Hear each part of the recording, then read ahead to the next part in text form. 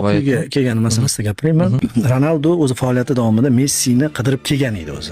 Angliyadan Ispaniyaga kelgan. Ya'ni jang taklif qilib kelgan va o'sha paytda hattoki zaifroq bo'lgan Real.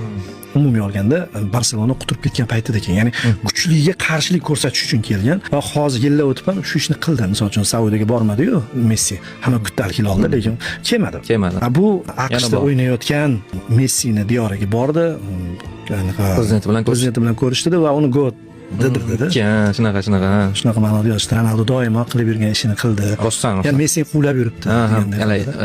Bitta epizod bo'lgan shunaqa MMA olamida va o'sha Habib bilan Konor qarama-qarshiligi avjiga chiqqan paytda Konor Rossiyaga kelgan. Va Putin bilan uchrashgan.